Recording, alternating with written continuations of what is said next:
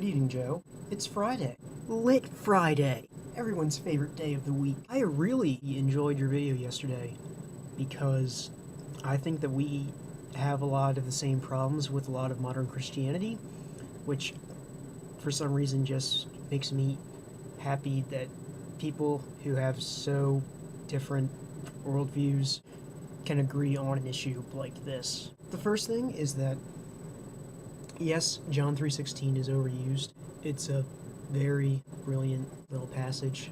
The problem is John is the most philosophical of all the Gospels, and so most people when they talk about John 3:16 or any part of John are going to miss the point because they look at it all literally as they do the entire Bible, which is, I think, is the first problem of Christianity, is the number one problem with modern Christianity, but we'll get to that point in a second. You said that heaven takes away the importance of this life, which I agree that the way that most people view heaven takes away the importance of this life, that right now is just this little short trial thing, and then we get to have clouds and rainbows forever and ever and ever if we play nice. If instead you look at heaven just purely as the state of unity with God, the whole point then isn't to just really live your life well, it's to try and achieve that on earth. The focus is brought back to this life where it's you're trying to achieve unity with God while here. Your collar is really weird. This has been like this all day and no one told me. I don't talk to anyone, I guess.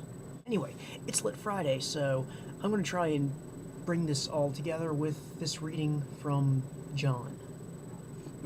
And it is my favorite Bible passage. John 1:1. In the beginning was the Word, and the Word was with God, and the Word was God. He was in the beginning with God. All things came into being through him, and apart from him nothing came into being that has come into being. In him was life, and the life was the light of men. The light shines in the darkness, and the darkness did not comprehend it. This gets into the whole second thing you brought up of you treating the Bible as metaphor like we learned in class. Like, people only look at it with this one tiny view, and that's just excludes so much great stuff. If you just look at it as purely literal, then you eliminate so much more to it. Like, it says right there, Jesus was the Word. That, I'm not a biblical scholar yet, but that really seems to me like a big signpost that says, hey, there's more to here, there's more going on here than just literal events. And so, yes, that's the other big problem with Christianity, I agree, is that people need to look at it as not just as literal, but look at what the metaphors mean, what they're pointing to, and on a lesser note, on some bits, look at it as more of a historical context and like a documentation of a culture. But that doesn't really go into what you're talking about. Finally, just, you're right, we don't need a book to tell us things.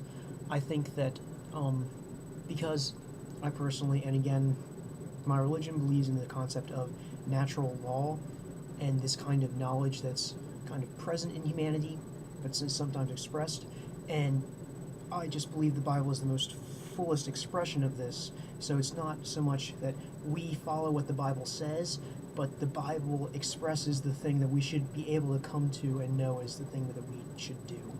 That's my response to what you said and the kind of cop-out for a Lit Friday, since it was that kind of tiny reading. I'm sorry, it's all I can think of. You will see me with dyed hair when next you see me, so be looking out for that. It'll be fun.